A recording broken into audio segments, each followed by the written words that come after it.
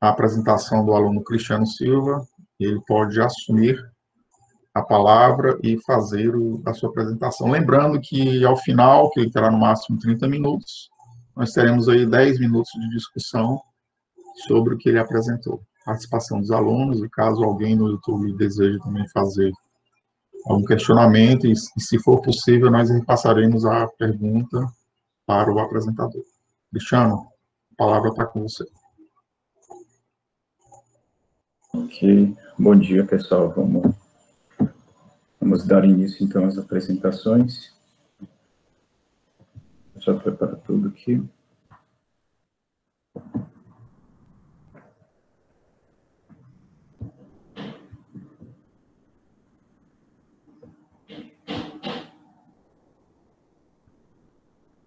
Bem, bom dia, pessoal.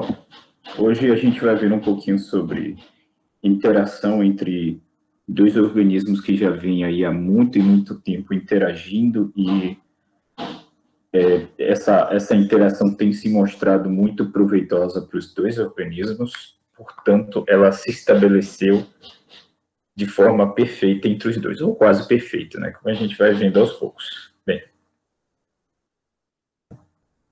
o que são micorrizas? Antes da gente começar. Bem, são então essas interações que ocorrem entre hifas e raízes, tá? E micorrizas, antes de tudo, né, vem de dois termos de origem grega, né, que querem dizer fungo. A primeira parte fungo, né, mikes, e a segunda parte é rhiza, que quer dizer raiz, né? Então a gente tem micorriza, que é a união das duas palavras. Bem, essa interação é muito antiga, né? E acredita-se que pelo menos por volta de 400 e poucos milhões de anos já se tinham registros fósseis, né, dessa interação, principalmente de micorrizas arbusculares, tá? Então é realmente antiga. Essa interação se mostrou fundamental para as plantas na colonização do ambiente terrestre. Porque, se a gente lembrar, as plantas inferiores não tinham um sistema radicular ainda adaptado para a absorção de água, absorção de nutrientes presentes no solo.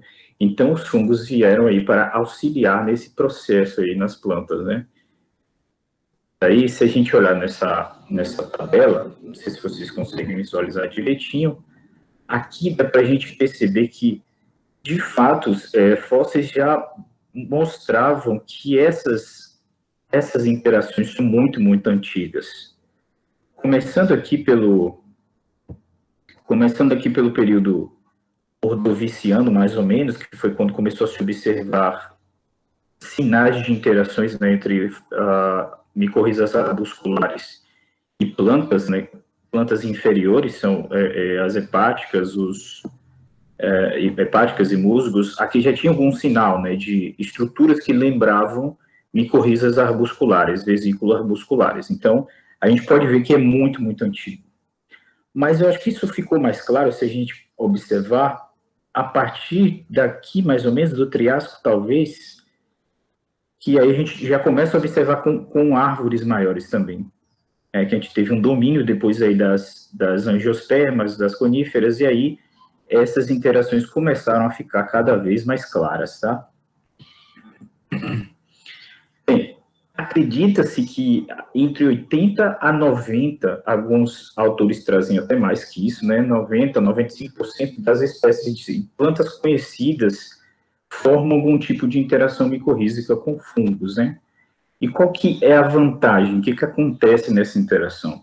A gente tem troca de nutrientes, tá? A planta vai fornecer carboidratos e o fungo vai mobilizar minerais e água também do solo para a planta, ou seja, é uma relação aí que é benéfica para esses dois organismos. Além disso, estudos apontam também o controle de patógenos e tolerância ao estresse. Por exemplo, o estresse hídrico, já que o fungo consegue captar água em áreas mais abrangentes ali do solo, que talvez a raiz não consiga alcançar.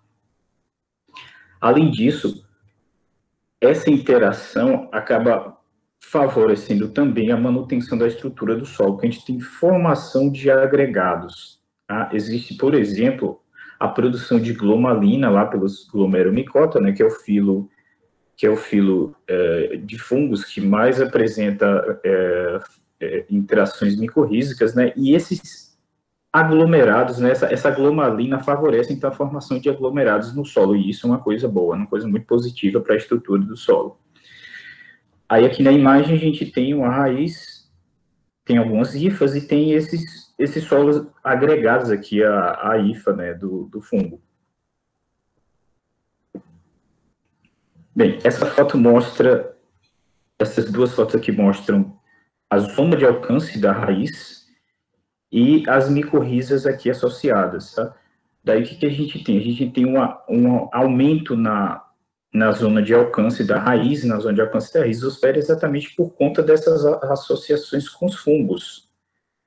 Em alguns casos, por exemplo, onde o nível de fósforo, como mostra essa imagem aqui, é muito baixo, essa interação vai ser fundamental para a captação desse fósforo por conta desse alcance muito maior das hifas aqui, né? Então, esse fósforo vai ser assimilado aí pelas árvores, consequentemente, no final, né?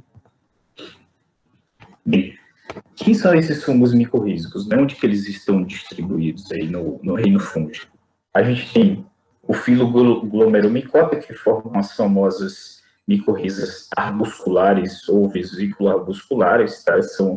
Eles respondem pela maior parte das interações aí com plantas, acima de 50%. Né? Temos Basidiomycota, por exemplo, as espécies do gênero Amanita, que são bastante conhecidos, Boletales, a gente tem uma variedade bastante grande. Temos Ascomycota também, o que parece ter menos, né, interações micorrízicas se comparado aos outros dois.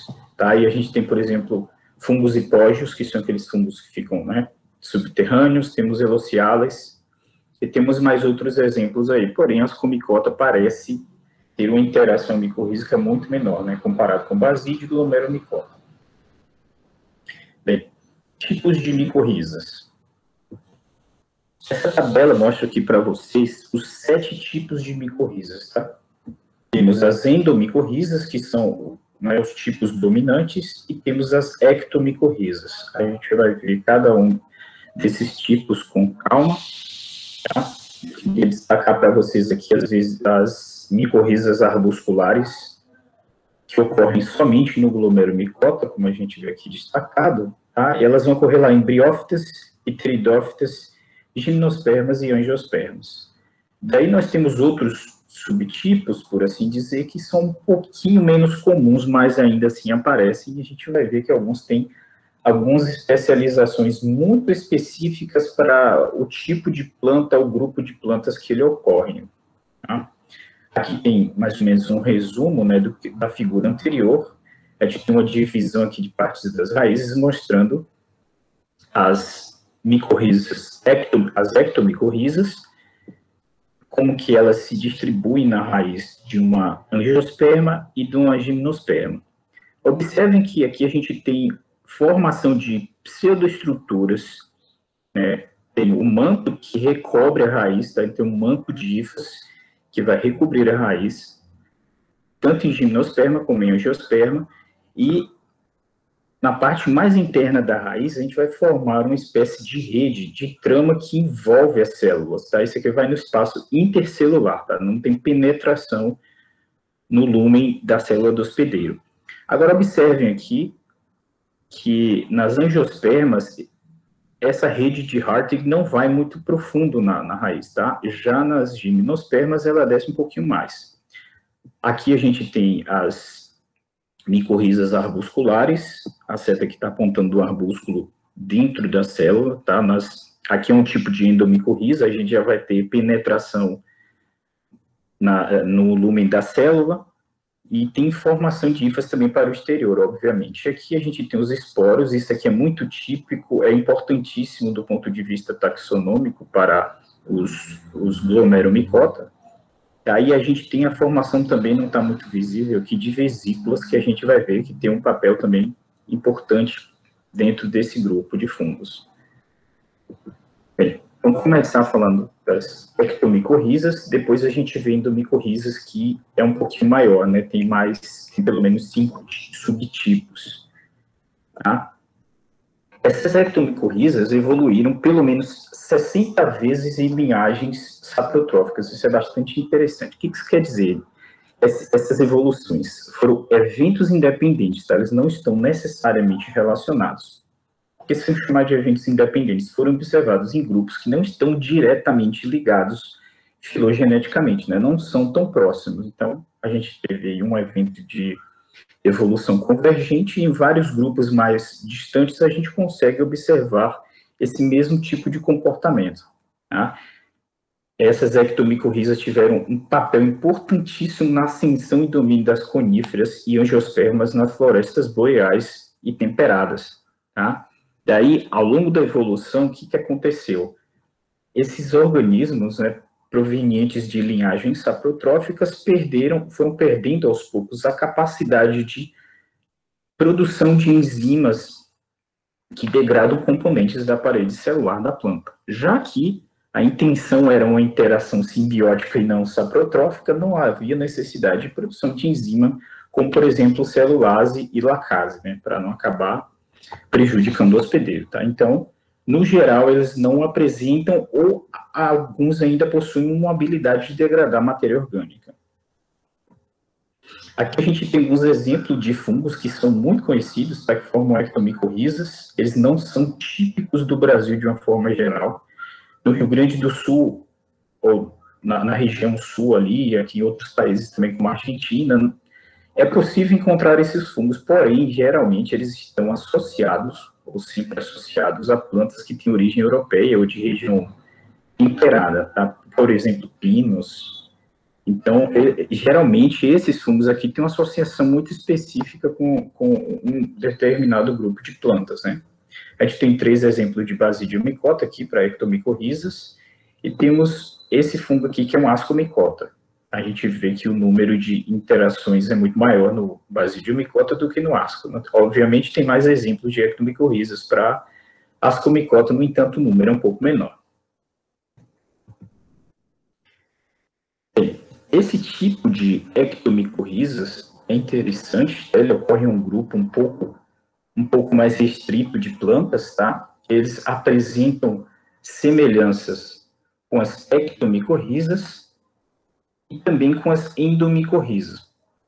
Como que isso acontece? Eles apresentam um manto de hifas que recobrem a raiz, como eu mostrei no slide. A rede de Hartrich vai penetrar no espaço intercelular, porém apresentam hifas intracelulares, ou seja, tem característica tanto de ecto quanto de endomicorrizas, tá? Parece ser pouco comum ou ainda não é muito conhecida essa interação com plantas, né? Daí a gente tem, por exemplo, a família Pinaceae, tem o Pinus e Larix, onde são observadas essas interações, e temos também a Arbutus menziese, que é da família Ericaceae. Esse tipo de interação é formado também por fungos que formam as ectomicorrizas, tal.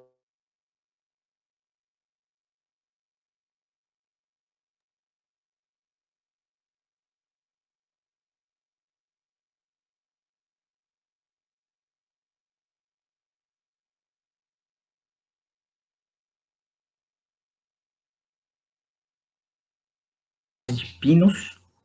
Aí a gente vê uma interação aqui formando, né, as hifas aqui ao redor dessa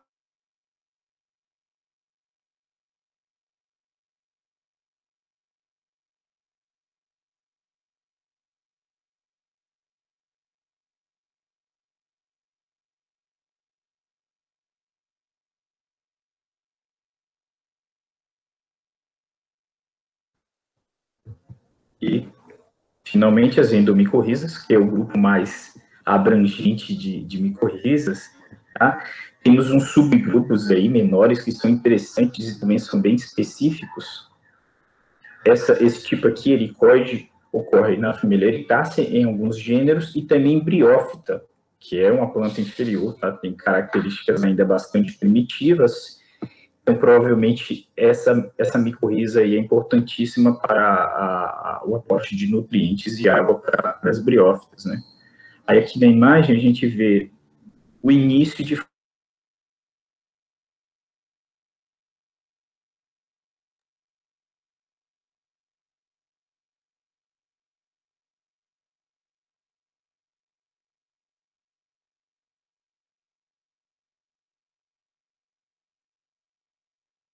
azul. Então, a gente vê aqui que esse tipo também é bem específicozinho e parece ter importância bastante interessante para algumas espécies de briófitas, tá? Tipo arbutoide.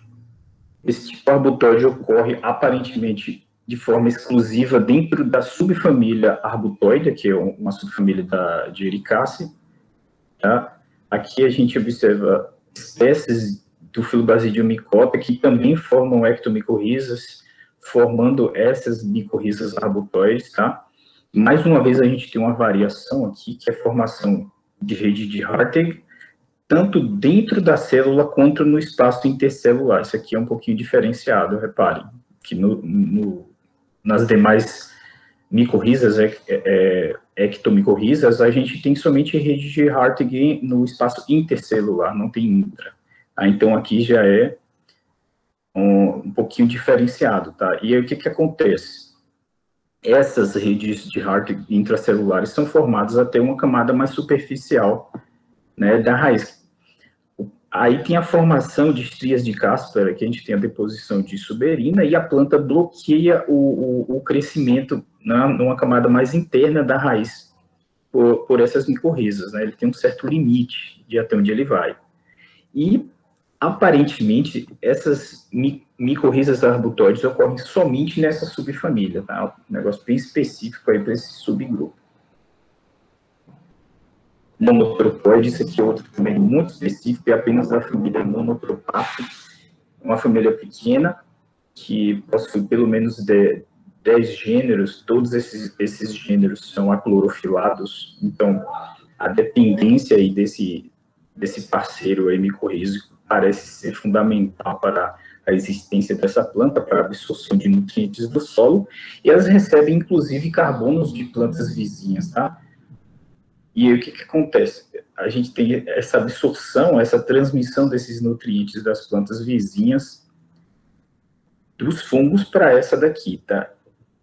Por uma rede que é conhecida, isso é recente, né? Conhecida como Wood Wide Web. Acredita-se que há uma transmissão de moléculas diversas entre espécies, entre as mesmas espécies e espécies distintas de plantas aí, utilizando essa rede formada pelas hifas de fungos, tá? Isso é muito interessante, e mais para o finalzinho eu vou mostrar alguns artigos e vamos falar um pouquinho mais sobre. O que esse tipo tem de diferente dos outros?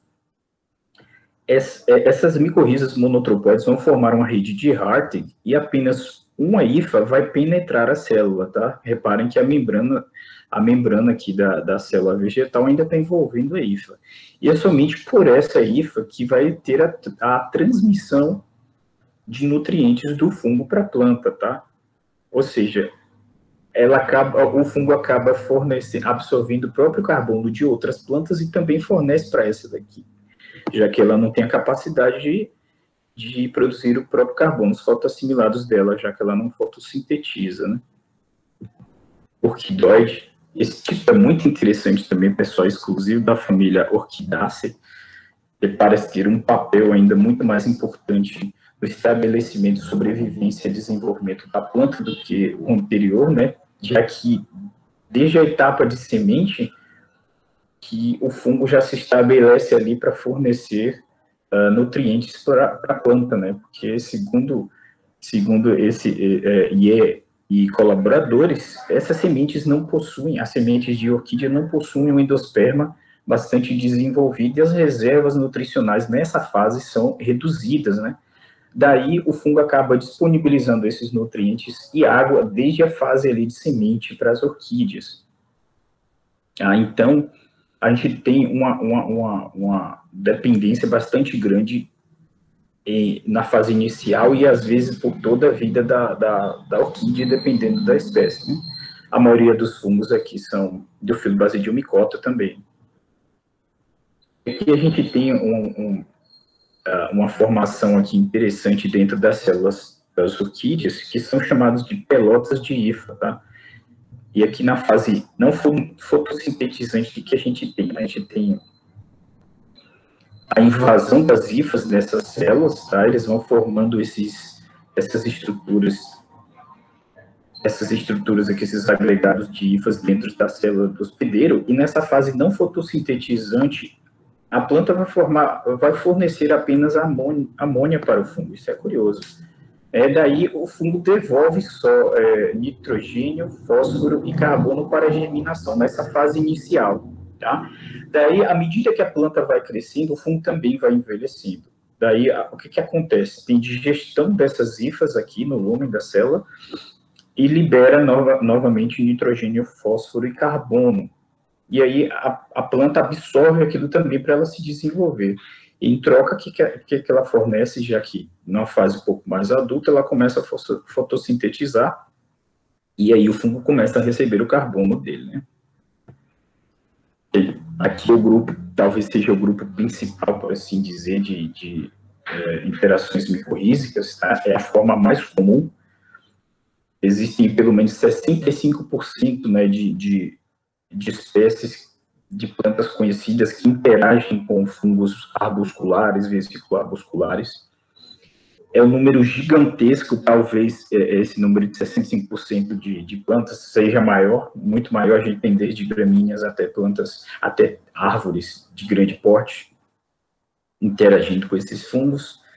Tá? Inclusive espécies de interesse econômico, como trigo, soja, arroz, que inclusive tem até uma associação com outros organismos, que são, por exemplo, bactérias diazotróficas. Isso aqui, um trabalho demonstrou aí que essa interação entre esses organismos acaba favorecendo também, né, o desenvolvimento tanto das micorrizas quanto das plantas, né? E existem aqui, o que eu falei para vocês lá das vesículas de reserva, que a gente não observa nas outras micorrizas. Não é isso aqui, tá? Isso aqui é um esporo. E aqui a gente tem a imagem de um arbúsculo. Esse arbúsculo aqui é muito típico, é uma estrutura bastante especializada nessa troca de nutrientes. Tá? Eles são exclusivamente do filo Glomeromicota. Tá? Não tem hifas arbusculares nos outros filos, somente nesse aqui. Aqui a gente tem evidências, né, de fósseis, como a gente viu lá naquela tabela dos períodos geológicos.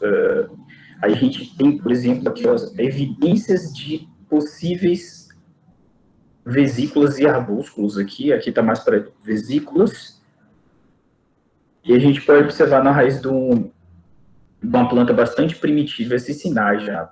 Aqui a gente tem uma visão, uma imagem mais ampliada da vesícula. Eu acho que a vesícula nessa etapa aqui era bastante importante para, né, para manter reservas, né? Eram períodos bastante mais complicados, mais difíceis de absorção de nutrientes no solo, provavelmente não estavam tão disponíveis para esses organismos, então fazer reservas era sempre uma estratégia interessante para os dois organismos. Bem, aqui a gente tem arbúsculos, agora sim temos arbúsculos bastante visíveis nesse fóssil aqui. É um fóssil de Adelophyton maior. Então, a gente vê que essas interações parecem ser muito, muito antigas, aí, fundamentais para as plantas, para o domínio do ambiente terrestre, né, das plantas. Aqui a gente tem uma ilustração mostrando um pouquinho melhor como que são essas hifas, tá? Como que elas interagem com a raiz de uma planta. A gente tem os arbúsculos, que vão realizar aqui a troca de nutrientes com a célula do hospedeiro, temos as vesículas para armazenamento de reservas, e aqui fora da raiz a gente tem os esporos, tá? Esse aqui tem caráter taxonômico de grande importância. A gente não vai entrar nesses detalhes, mas tem uma importância muito, muito grande, tá? Informação de apressório e é uma interação muito importante, muito interessante aí.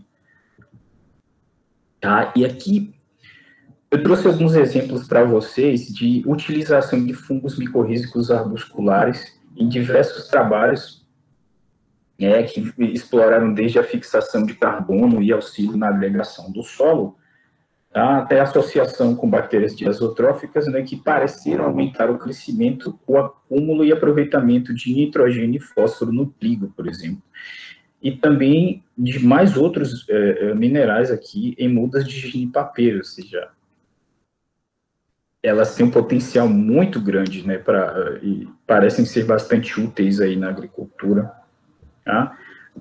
E já no Maracujazeiro, Cavalcante e colaboradores observaram que aumentou a tolerância ao estresse hídrico no Maracujazeiro também, né? Além de influenciar a produção de compostos fenólicos no morangueiro e acabar influenciando também no sabor da fruta.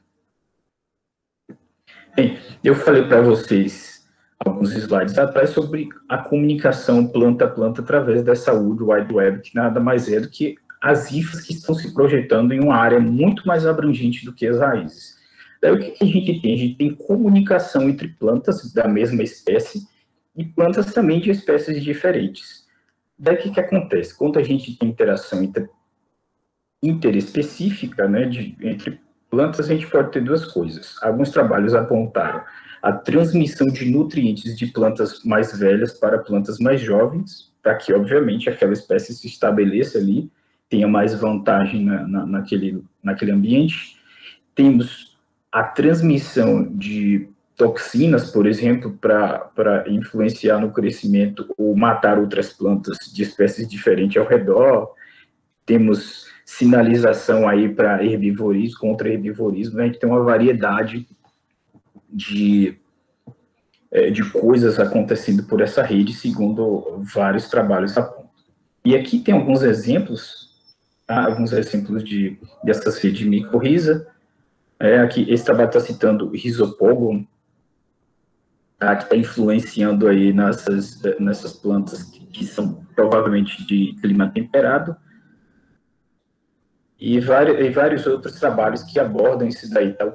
Investigam o papel dessa rede, tá? Que parece de fato ocorrer e parece ter um papel fundamental na estruturação daquele ambiente onde eles se encontram, tá?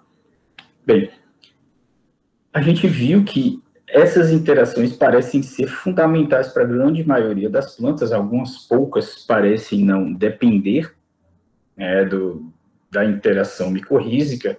Em alguns casos, né, tem trabalhos que citam que quando os minerais necessários para a planta, por exemplo, fósforo, está em uma quantidade acessível, a planta consegue assimilar o suficiente, parece que aquela interação com a micorriza não é tão bem-vinda assim. Então, acaba sendo um pouquinho prejudicial para a planta, porque ele vai continuar drenando carbono.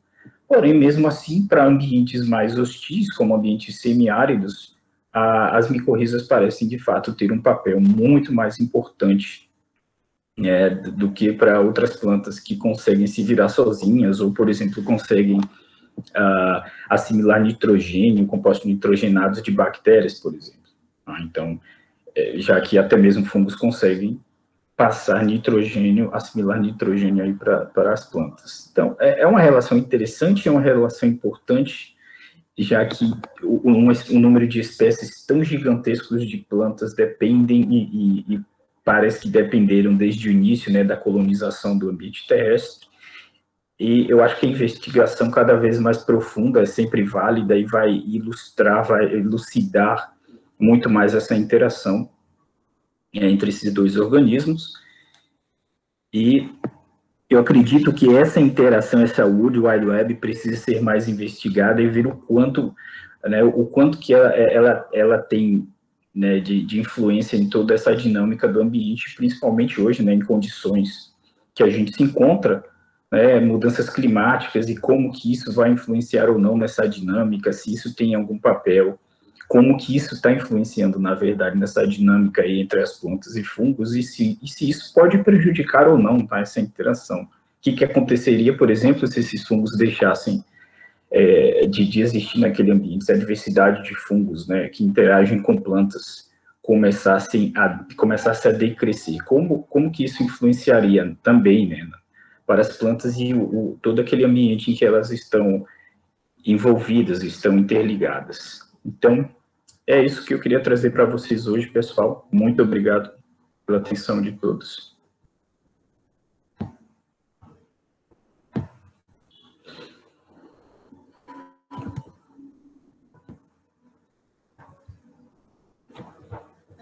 E Estamos de volta. Ok. Então, a gente, nesse momento, passa a discussão.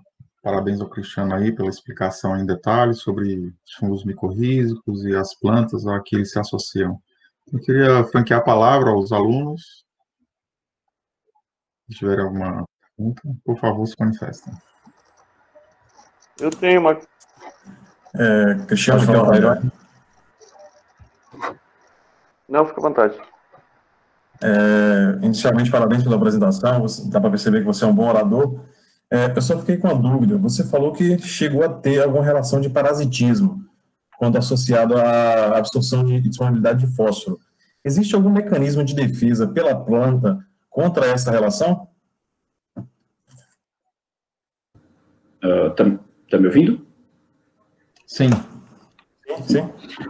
Eu vi alguns estudos apontando que parece ter algum tipo de controle a nível genético das plantas. Parece que elas conseguem bloquear a absorção do fungo. Mas não estou muito certo disso, mas eu vi algo citando isso daí, algum tipo de controle epigenético ou algo assim, porque ele vai continuar absorvendo carbono, né, independente de qualquer coisa, mesmo ele fornecendo ou não. Daí, eu acho que talvez tenha algum tipo de controle, assim, eu não tenho certeza. Mas a partir do momento que ele começa a ser prejudicial, a planta tem que dar um jeito, né, de controlar o fungo ali. Mas tem alguma coisa nessa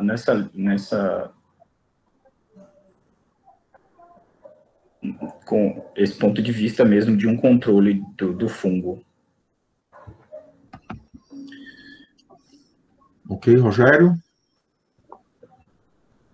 Oi. Tá me ouvindo? Sim. Bom dia, Cristiano. Muito boa a tua apresentação. É bom ver um assunto resumido assim com a densidade do conhecimento que tu tem. Esclareceu bastante coisa. E eu estava lendo aqui um trabalho do professor Gross, não sei se tu conhece o trabalho dele, esse livro aqui. Entre outras coisas, ele fala que além do fósforo, auxilia na absorção do zinco, né? Sim, do zinco. Isso. Mas eu tenho uma indagação a respeito de outra coisa. Se tu tem conhecimento, se tu já leu sobre o assunto, pode me dizer.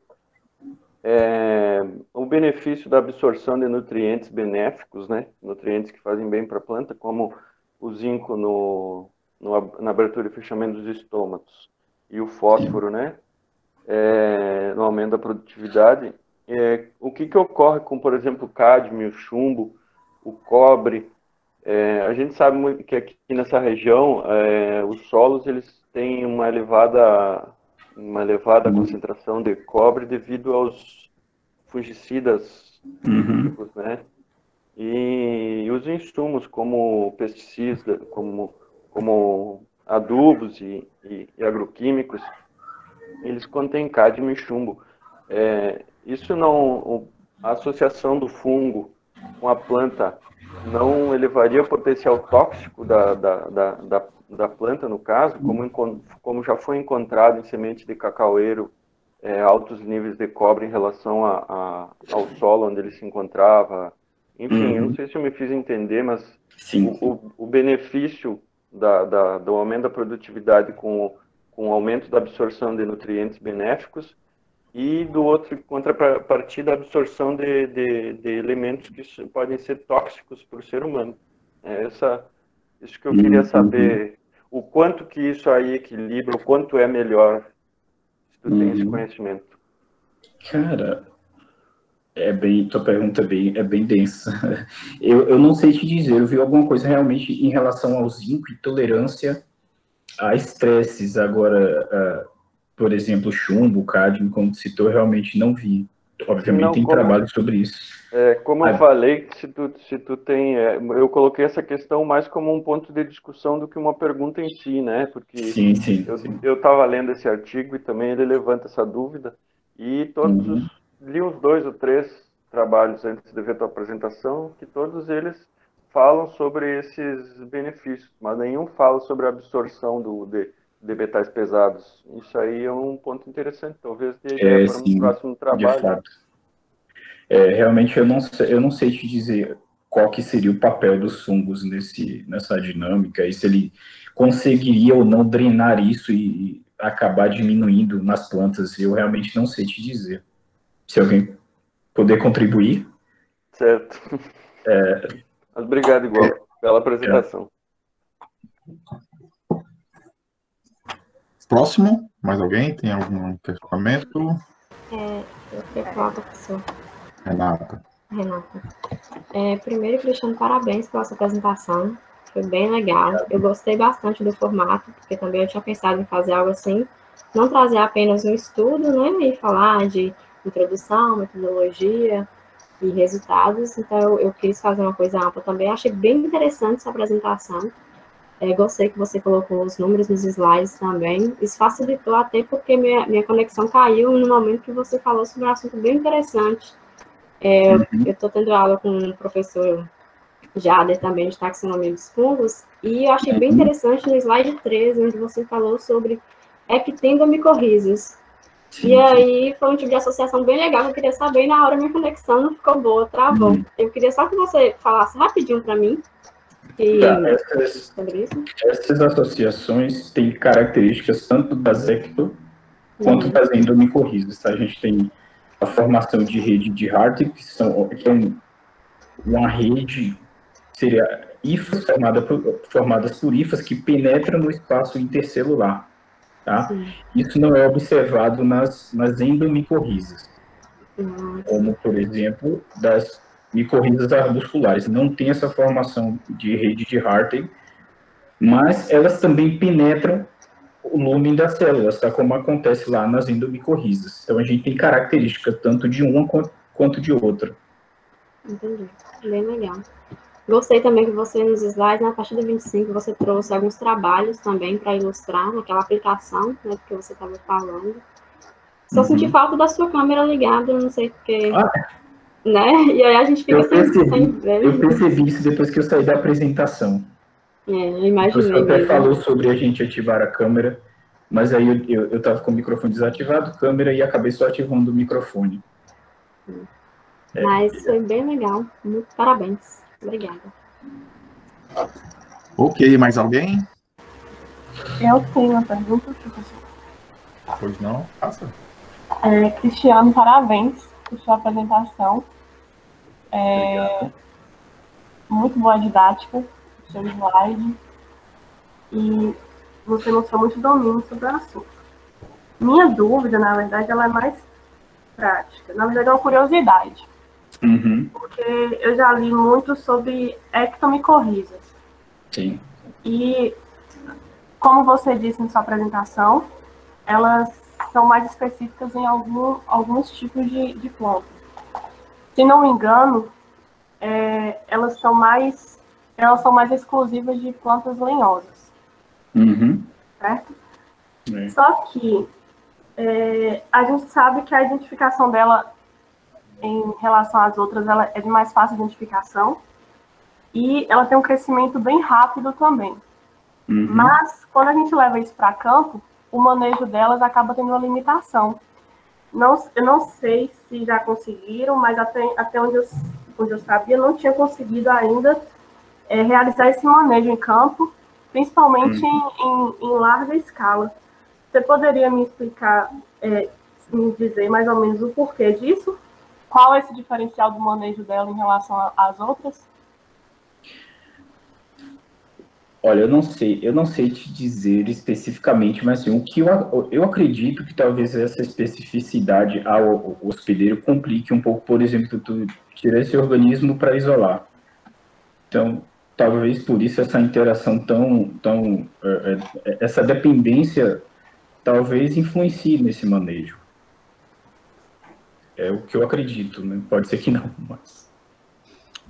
Cristiano e Caroline, com relação a essa questão aí do comportamento dos fungos micorrízicos em campo, então, muitos estudos têm demonstrado que os estudos em vivo, quando você seleciona os fungos, faz uma triagem, coloca em casa de vegetação a produção de mudas vai muito bem, a resposta vai muito bem, você testa diversos níveis de nutrientes, mas quando se vai para campo, na condição real, tem uma competição natural entre os micro-organismos, inclusive outros fungos micorrízicos que estão presentes, chamados de indígenas, né? E eles acabam também, muitas vezes, infectando a planta e ocupando espaços que seriam destinados àquele que você trabalhou com tanto carinho, com tanto esforço, selecionou, levou. Então, uma das aplicações maiores hoje, já tem algum tempo que isso vem sendo batido, do ponto de vista prático, claro, né? Do ponto de vista científico, de pesquisa, não, mas do ponto de vista prático, em termos produtivos, a gente tem aí uma produção de mudas micorrizadas, onde elas são mais vigorosas, onde tem uma interação muito maior e quando chega no campo, a muda tem condições de crescer bem, a planta fica mais produtiva. Então, há um ganho efetivo nisso, do que você simplesmente introduzir o fungo em nível de campo para depois a planta sofrer a infecção naturalmente. Né? Então, será mais efetivo. Já tem uma interação pré-estabelecida, vai ser mais fácil, né, do que tentar fazer isso lá no campo. Exatamente. Ô, professor. Diga. Mas, no caso da ocorrência de uma população nativa desses micro-organismos, quando a gente introduz uma espécie exótica, isso não aumentaria essa associação, a interação entre elas? Você fala entre as espécies? Sim, eu digo isso entre a população de micro-organismos, isso refletiria positivamente para a planta? Mas você tem que lembrar que a competição existe, né? É um dos fatores aí que pode ser determinante para aquela espécie introduzida. Porque as outras estão adaptadas. A temperatura, o solo, né? Todos os fatores pH, questão de nutrientes, o tipo de solo, enfim, vários fatores que vão influenciar.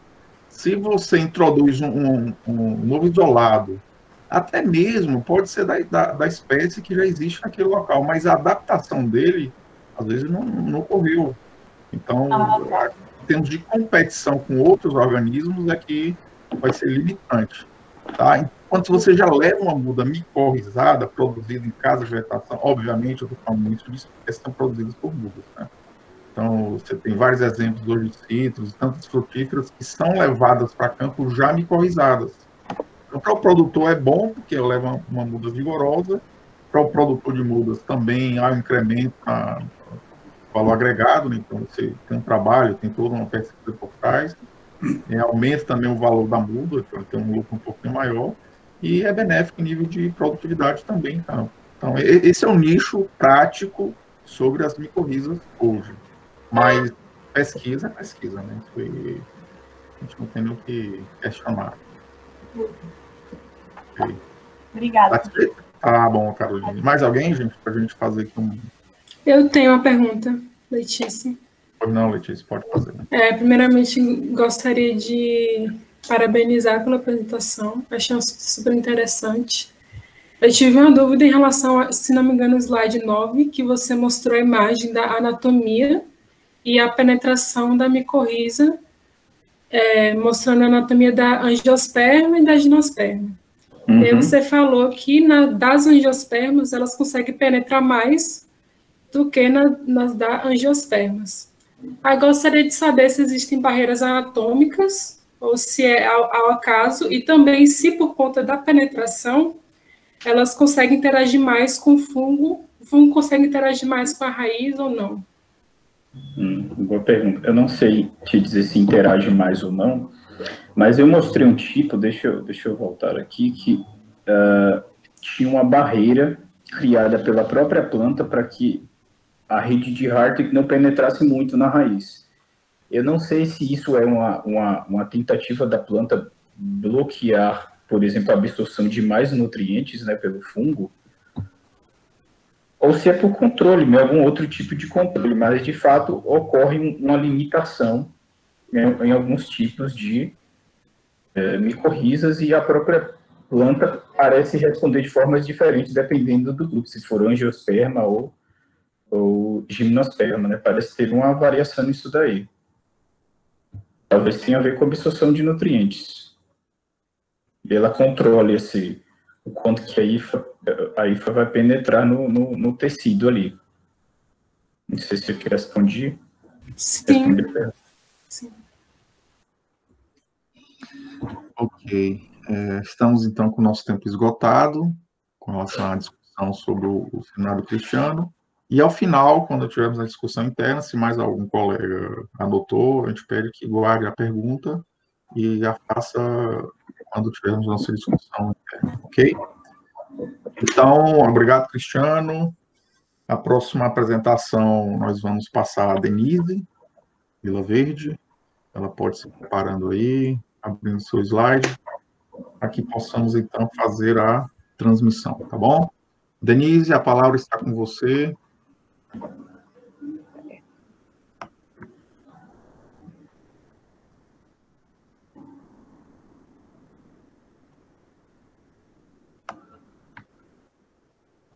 Olá, pessoal, bom dia.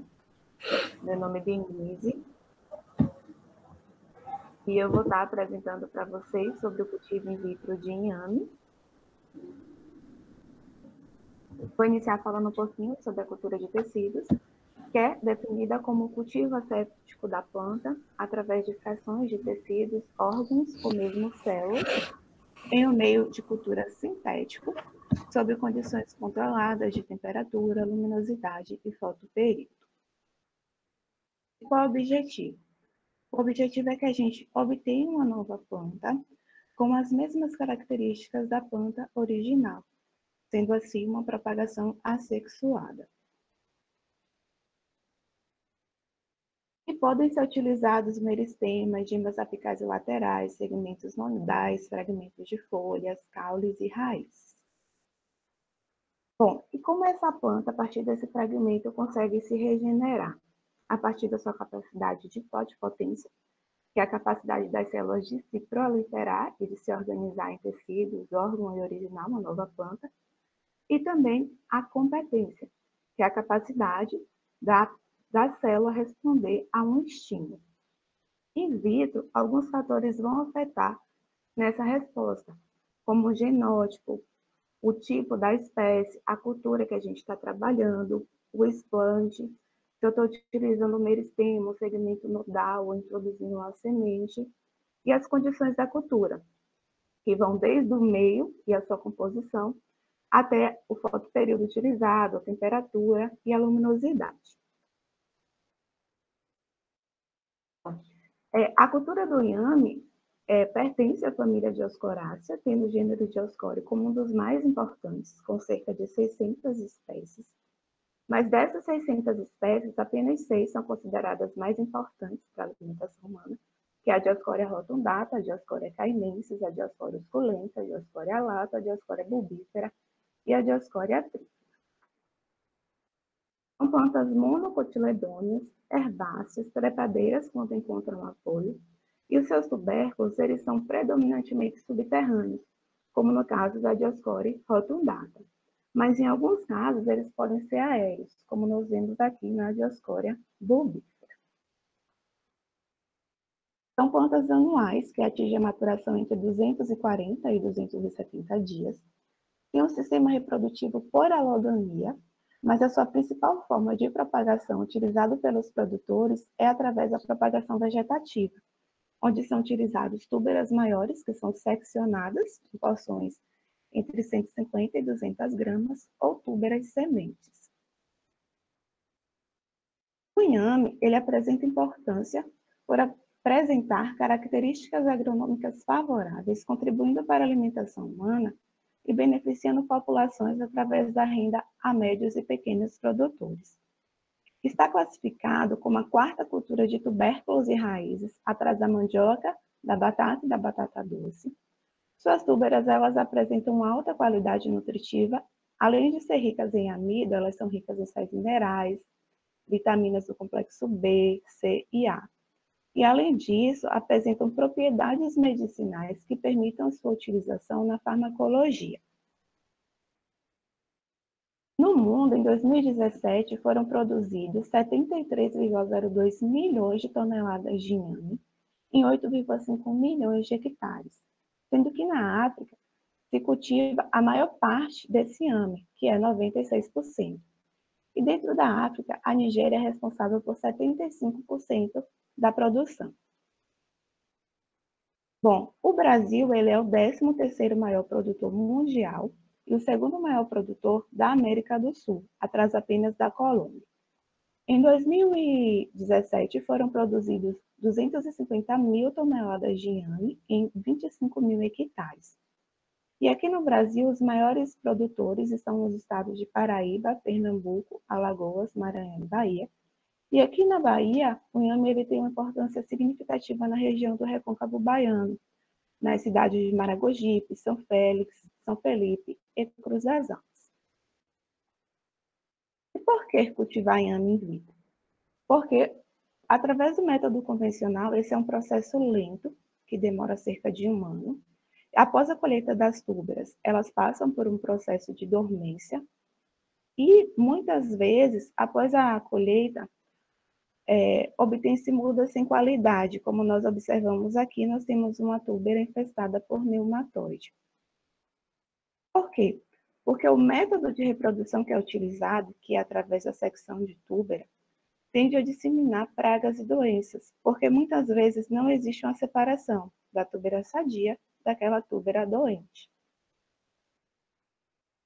Dessa forma, os problemas fitossanitários que ocorrem na lavoura durante o transporte e o armazenamento constituem o principal fator limitante ao rendimento da cultura, reduzindo a produtividade e resultando em perdas por deterioração biológica. Além disso, sementes de alta qualidade são caras e não estão facilmente disponíveis. Bom, com o cultivo in vitro de inhame é possível a produção de plantas em grande escala, com qualidade morfológica e fisiológica. Isso mediante adequação do meio de cultura, o tipo de planta e sua origem e as condições da planta matriz, para que assim nós obtenhamos uma planta com alta qualidade fitossanitária. Bom, no cultivo in vitro de inhame, o meio mais utilizado é o MS, geralmente com adição de reguladores de crescimento, tendo como principal fator limitante a baixa taxa de multiplicação de brotações e um enraizamento deficiente. Então, o que se busca é otimizar os protocolos, visando aumentar o índice de crescimento das plantas para atender às crescentes demandas. Bom, a principal forma de introdução in vitro de inhame é através de segmentos nodais, que se dá com base na formação de brotos, a partir da utilização de gemas laterais e apicais. Bom, eu vou falar um pouco como ocorre essa introdução do material in vitro. Inicialmente, as túberas elas são colocadas para germinar, e antes do corte dessas túberas, elas geralmente passam por uma solução de fungicida, depois elas são seccionadas e então plantadas. Com o crescimento dos brotos, eles são então retirados e levados ao laboratório em um recipiente contendo água destilada e autoclavada, e aqui nós colocamos algumas gotas de detergente, porque esses segmentos costumam liberar uma secreção. Em seguida, eles são lavados em água corrente e levados para a câmara de fluxo laminar. Para a desinfestação, na câmara de fluxo laminar, sob condições assépticas, esses expoentes ficam mantidos durante cerca de 4 minutos em álcool 70%, depois em hipoclorito de sódio a 60% por cerca de 10 minutos, e após esse tempo, eles são lavados 3 vezes com água destilada e autoclavada. Bom, para o estabelecimento in vitro, nós reduzimos o tamanho dos segmentos nodais em mais ou menos 1 centímetro, e em seguida eles são então introduzidos ao meio de cultura. E são colocados sob condições controladas em sala de crescimento, de temperatura, luminosidade e fotoperíodo. Aqui eu trouxe um exemplo de um trabalho com o título Micropropagação de Dioscória multifólia. Esse trabalho ele teve como objetivo otimizar o protocolo de micropropagação, visando a produção de mudas em escala comercial.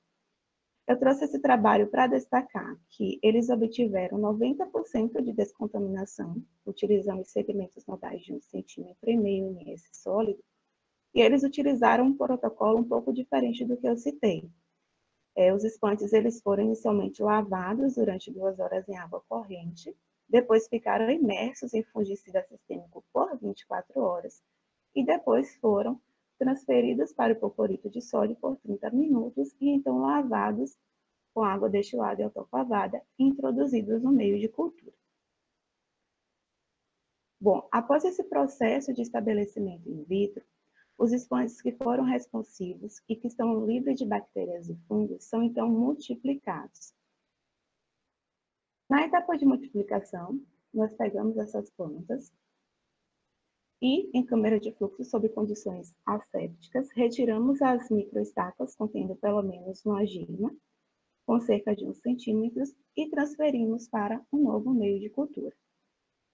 Em seguida, nós colocamos novamente em condições controladas, e aqui nós temos as plantas obtidas após 3 meses de cultivo in vitro após a multiplicação. Bom, eu trouxe aqui mais um exemplo que trata da otimização de meio de cultivo para plantas micropropagadas de Dioscória alata, tendo como objetivo otimizar o meio de cultura. Foram utilizados 2 antioxidantes, o carvão ativado, em 0,5 gramas por litro, e a cisteína, em 10, 20 e 30 miligramas por litro. E foram testados concentrações do meio de cultura, com 25, 50, 75 e 100%, e também diferentes reguladores de crescimento, que foi ANA, 0,01 e 0,1 miligramas por litro, e BAP nessas mesmas concentrações. Eles obtiveram os melhores resultados em meio MS, com 75% da sua concentração, com 0,5 gramas por litro de carvão ativado e 10 miligramas por litro de cisteína, utilizando 0,01 miligramas de ANA e 0,01 miligramas de BAP, obtendo assim aumento no índice de crescimento das plantas. Bom, um fenômeno que pode ocorrer nas espécies de inhame é a tuberização in vitro. É considerado um fenômeno complexo, tendo como principal fenômeno, como principal sinal bioquímico da tuberização, a deposição de amido nas raízes.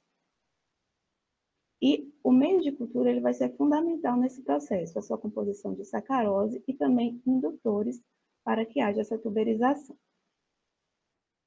Como exemplo, eu trouxe esse trabalho denominado de indução in vitro de mini-tubérculos em inhame, do complexo Dioscorea cainensis e Dioscorea rotundata, onde eles utilizaram 2 métodos diferentes. No primeiro método, microtubras iniciadas in vitro foram então transplantadas para o solo. E no segundo método, as plantas foram cultivadas in vitro e transferidas para o solo. E ele obteve, no primeiro método, microtubérculos com 32 semanas. Já no segundo método, onde as plantas foram transplantadas para o solo antes de desenvolver a tuberização, ele obteve mini-tubérculos com 20 semanas. Para isso, ele utilizou o ácido jasmônico no meio MS, para estar induzindo a formação desses microtubérculos, e ele utilizou 2 variedades diferentes, tendo resultados distintos. E em relação à tuberização, esse é um processo demorado e complexo, e há pouquíssimos trabalhos na literatura. Bom, in vitro, nós também podemos conservar o material. Por quê? Porque os bancos de germoplasma em campo, eles apresentam alto risco de erosão genética, alto custo de manutenção, e também estão sujeitos a pragas, roedores e doenças. Bom, como exemplo, eu trouxe um trabalho denominado de conservação in vitro do clone de Dioscorea alata. Eles buscaram um método eficiente para conservar esse material in vitro entre 9 e 12 meses, com base na modificação do meio de cultura. E para isso, eles utilizaram o manitol, que é um tipo de carboidrato, em 0, 0,5 e 1,5%, e BAP em 0 e 0,1 miligramas por litro. Bom, eles obtiveram os melhores resultados no meio MS a 75% de sua concentração, com 30 gramas de sacarose por litro, com 2 gramas por litro do carvão ativado e com 0,1 miligrama de BAP. Eles constataram que a utilização dos segmentos nodais permitiram a conservação com altas taxas de sobrevivência, e eles também obtiveram 100% de regeneração das plantas depois que elas saíram desse processo de conservação e foram, então, multiplicadas. Bom, a aclimatização é um processo onde a planta sai da condição in vitro para a condição ex vivo, e nesse processo, as plantas que estão se desenvolvendo de forma heterotrófica, em um ambiente com alta umidade, com temperatura controlada e com fotoperíodo, passam para um ambiente de estresse, que é na condição de ex vivo, onde as plantas têm condições autotróficas de moderada ou baixa umidade, com maior temperatura e luminosidade. E esses são um dos principais desafios à produção de mudas comerciais micropropagadas.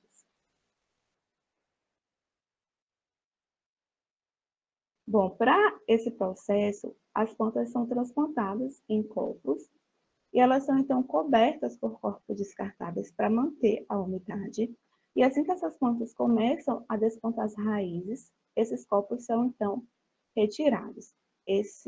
Essas plantas aqui são de Dioscória rotundata, em um trabalho que eu vou citar a seguir.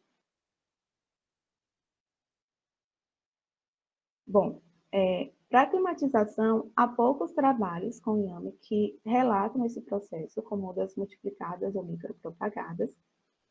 Poucos trabalhos que avaliam esses fatores, os aspectos que vão influenciar na sobrevivência durante a climatização. Bom, eu trouxe aqui um trabalho de dissertação de Sampaio 2017, onde ele utiliza a luz natural na etapa de cultivo in vitro e na climatização, visando melhorar a qualidade das mudas produzidas e, assim, possibilitar uma redução nos custos de produção. Para isso, ele utilizou microestacas de Dioscória rotundata em meio MS modificado, e ele cultivou essas plantas in vitro em sala de conservação, sala de crescimento, estufa, casa de vegetação e telado. E após 90 dias, ele avaliou partes dessas plantas e a outra parte ele aclimatizou, obtendo ótimos resultados. Ele observou um melhor desenvolvimento no telado, tanto na etapa in vitro quanto na etapa de aclimatização, sendo que a luz natural ela foi favorável ao crescimento das plantas. Todas essas plantas cultivadas na sala de crescimento, sala de conservação, casa de vegetação e telado sobreviveram às condições de aclimatização, tendo percentuais de 80% a 100% de sobrevivência. Essas plantas estão aqui na figura e elas foram avaliadas após 60 dias de aclimatização. Eu trouxe aqui um trabalho que eu realizei com inhame, com o título Antioxidantes no controle da oxidação e do crescimento in vitro de segmentos nodais de Dioscória. Bom, a oxidação é um dos problemas que podem ocorrer no processo de multiplicação e introdução in vitro de inhame, onde ocorre o escurecimento dos tecidos, que se dá pela exudação de compostos fenólicos, como nós observamos aqui, causando muitas vezes necrose e morte do exporte. Bom, e esse trabalho ele teve como objetivo estudar o efeito do ácido ascórbico do PVP no cultivo in vitro de inhame, visando reduzir a oxidação e otimizar as variáveis de crescimento dos genótipos Dioscória alata preda de púrpura e Dioscória rotundata. Bom, esse trabalho ele foi realizado no Laboratório de Cultura de Tecidos, no Núcleo de Biologia Avançada da Embrapa Mandioca e Fruticultura em Cruz das Almas.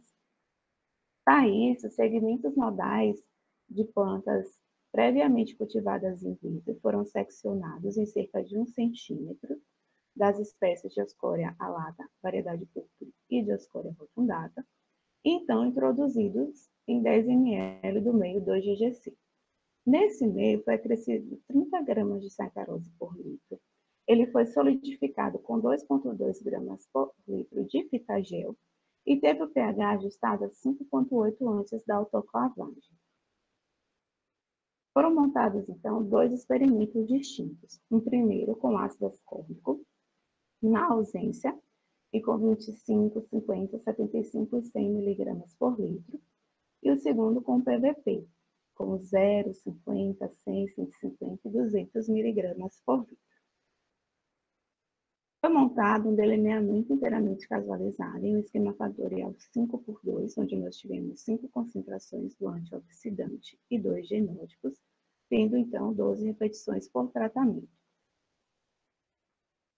Em seguida, esses materiais ficaram sob condições controladas em sala de crescimento de temperatura de mais ou menos 27 graus Celsius, densidade de fluxo de fotos de 30 micromols por metro cúbico por segundo, em um fotoperíodo de 16 horas. E após 90 dias, nós avaliamos o percentual de expantes responsivos, altura de parte aérea, número de folhas verdes, número de folhas senescentes, número de brotos, número de segmentos nodais e número de raízes. Também foi avaliado o grau de oxidação, em uma escala onde 0 era sem oxidação, 1 era com muito baixa oxidação, 2 onde a oxidação era intermediária e 3 onde havia muita oxidação. Os dados, eles foram analisados pelo teste F da análise de variância, utilizando o programa estatístico R. Para o fator genótipo, nós utilizamos o teste F, e para as doses dos antioxidantes, nós utilizamos ajuste com regressão polinomial. Foi utilizado o pacote SP10PT, e os valores de contagem eles foram transformados em raiz de x mais meio, visando o atendimento das pressuposições da análise de variância. Bom, aqui nós temos o efeito do ácido ascórbico no controle da oxidação e no crescimento in vitro de plantas em anos. Nós observamos que houve uma média geral de 97,5% de expantes responsivos. Para a Dioscorea rotundata, na concentração de 75 mg por litro, nós tivemos 75% de expantes responsivos, foi o menor índice alcançado. E Beira et al., em 2009, em um estudo desenvolvido com Dioscorea opositifolia, obteve entre 20% a 90% de expantes responsivos, utilizando o MEMS, com distintas doses de cinetina, BAP e ANA e 100 mg do ácido ascórbico. Bom, aqui nós temos o gráfico de regressão para o número de folhas verdes, onde foi obtida uma dose ótima de 49 mg por litro, com 8,64 folhas verdes. Bom, em relação à oxidação dos expantes, nós observamos oxidação em todas as doses, exceto para a Dioscorea rotundata na ausência e em 100 mg por litro do ácido ascórbico. Nas demais doses, nós observamos que esses valores, eles não são muito altos, nenhuma alcança a escala de 3.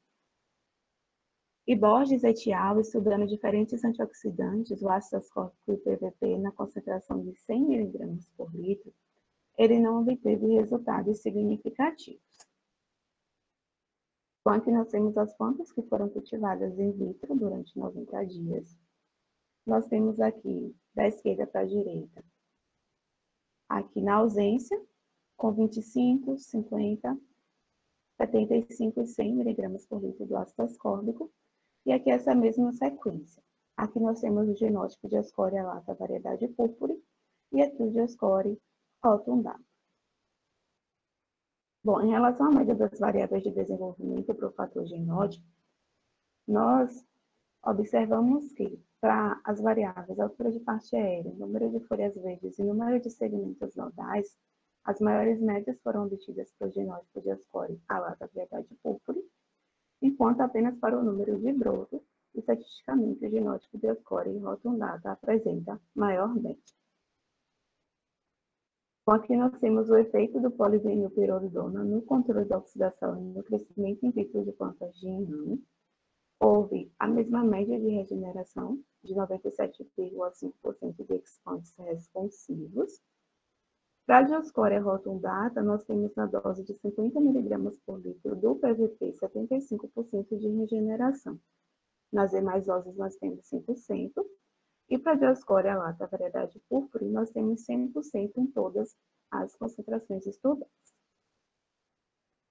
Então, aqui nós temos a equação de regressão para o número de Bantus, a única que foi significativa, foi possível um ajuste, tendo como uma dose ótima 200 mg por litro do PVP.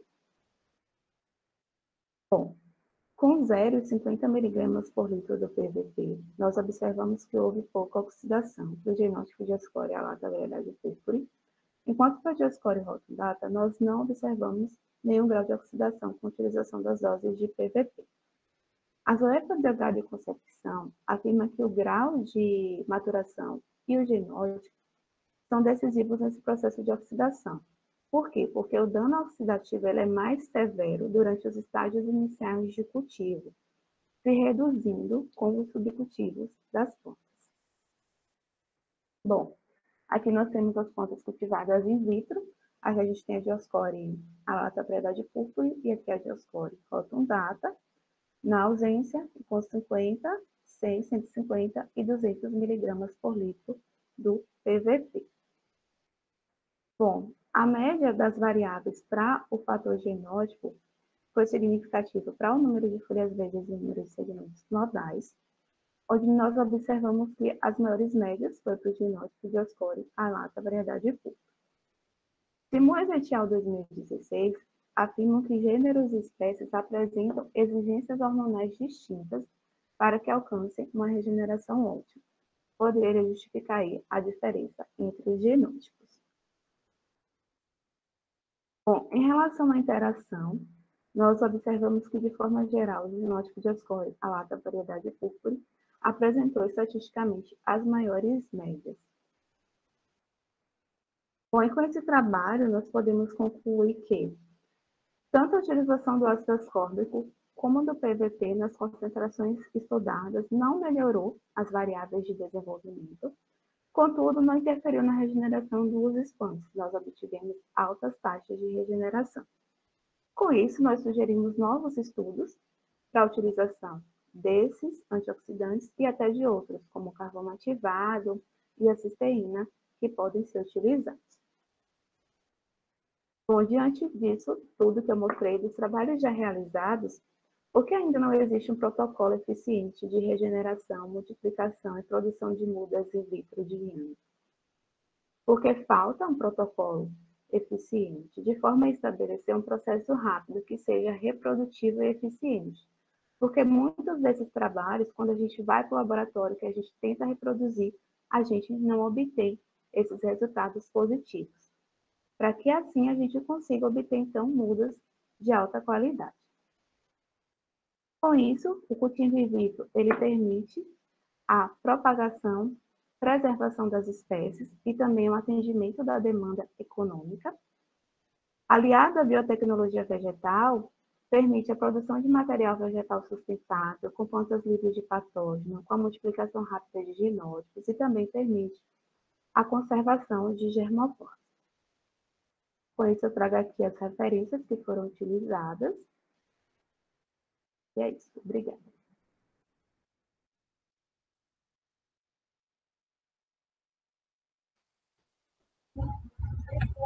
Ok, obrigado, Denise.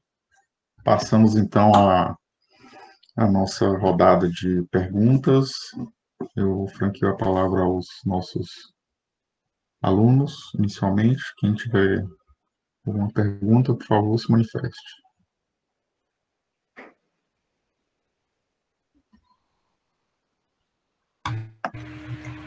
Bom dia. Bom, Denise, em um dos trabalhos que você citou, você colocou que, acho que foi o último antes de você falar sobre o trabalho que você tinha desenvolvido. Você colocou que no cultivo lá do inhame in vitro, os brotos foram retirados e depois foram colocados em acho que um becker, e colocou detergente, porque soltavam uma secreção. Aí, no caso, eu queria saber por que esse detergente seria para separar essa secreção, porque ela interfere de alguma maneira nos brotos? Ou no processo in vitro?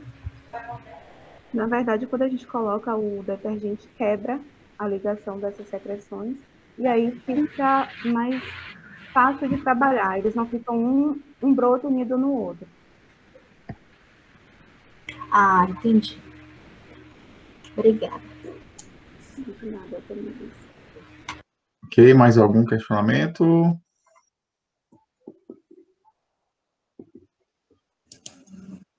Denise, parabéns pela apresentação.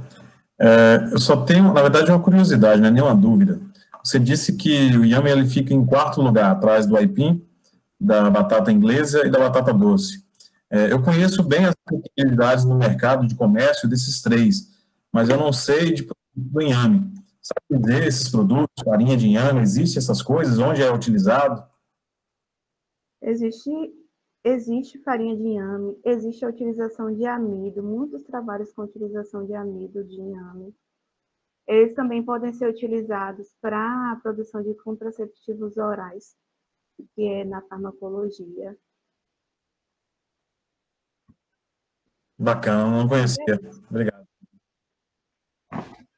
Ok, mais alguém?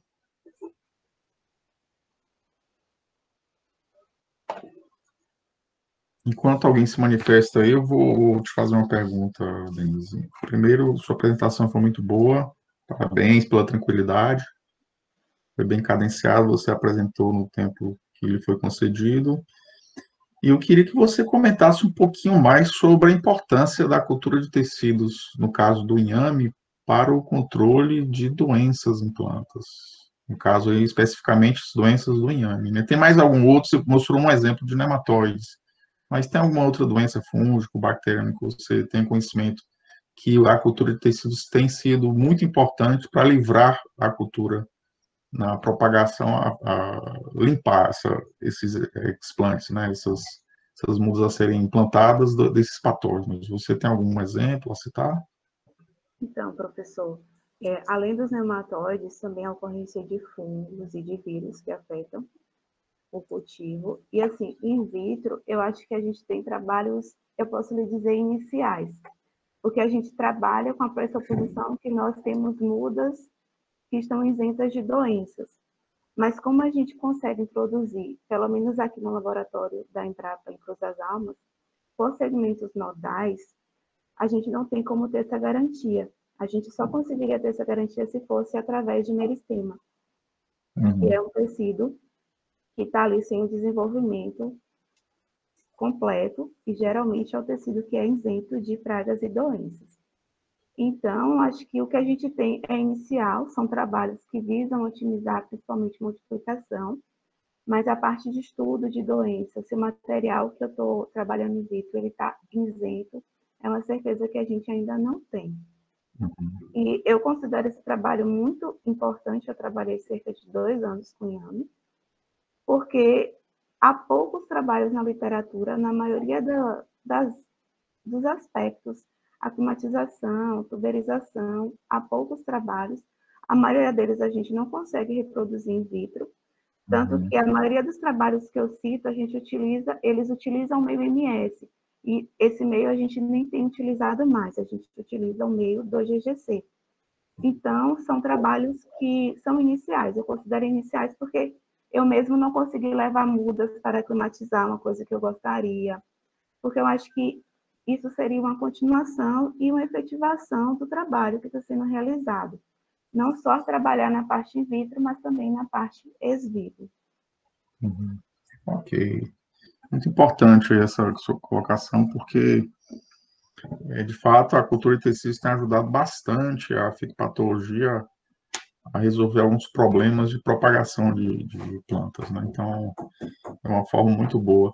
E eu creio que, talvez, né, Denise, as coisas não avançaram muito, porque ainda é uma cultura que nem todo mundo se arrisca a cultivar, né? Ela é trabalhosa, demora, a oscilação de preço às vezes também é limitante. Então, realmente, aqui na Bahia, que eu saiba, não sei se existe outra região, e se você souber, por favor, nos coloque, mas é ali no Recôncavo mesmo que é o maior produtor de inhame no estado da Bahia, né? Tem alguma outra região que tem se arriscado a fazer essa produção também, a explorar o inhame?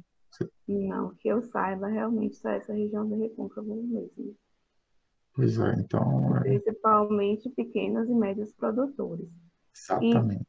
E, de acordo com um estudo que eu vi do IBGE, a produção de inhame tem aumentado na região sudeste, na região de São Paulo. Mas aí já são por produtores com uma estrutura muito maior do que a que a gente vê aqui no Recôncavo Baiano. É assim como a mandioca, né? A mandioca aqui no Nordeste, basicamente, é de pequenos produtores, ou cooperados, ou realmente microprodutores. Quando você vai para o sul do país, no Paraná, por exemplo, um produtor tem centenas e centenas de hectares de mandioca para farinha e fécula e tantas outras coisas, né? Mas é isso, nos mostra que a tecnologia tem que ser buscada em todas as culturas, mesmo sendo para pequenos ou micro produtores, a gente precisa disponibilizar tecnologias para que isso também permita que o somatório de todos esses produtores, a gente tenha uma produção adequada, expressiva, de qualidade, né? Tá bom. Mais alguém, gente, quer fazer uma pergunta à Denise? Eu, professor. Bom Pois dia, não? Denise. Bom Gostei dia. muito da tua apresentação.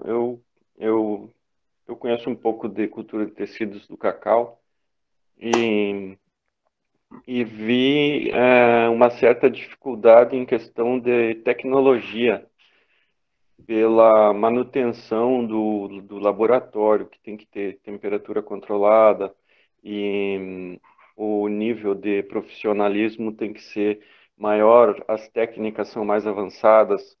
É uma tecnologia mais cara, vamos dizer assim.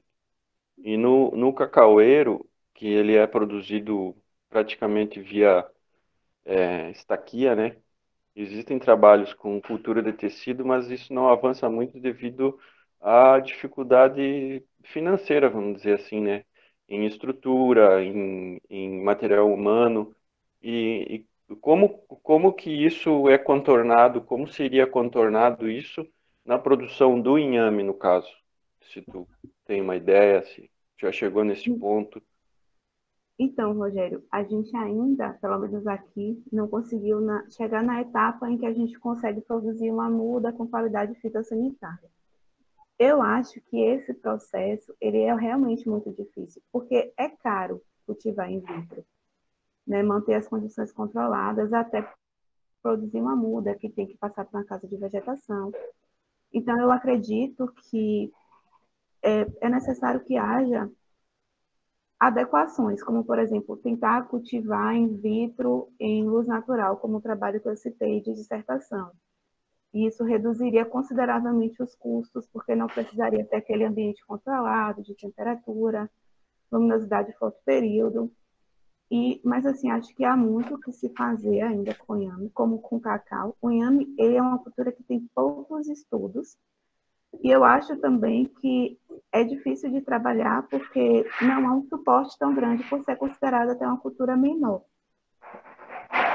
Tanto que no laboratório eu era, acho que a única que estava desenvolvendo trabalho com o inhame, e agora não tem mais ninguém. Então, o meu trabalho ele parou e ninguém vai continuar.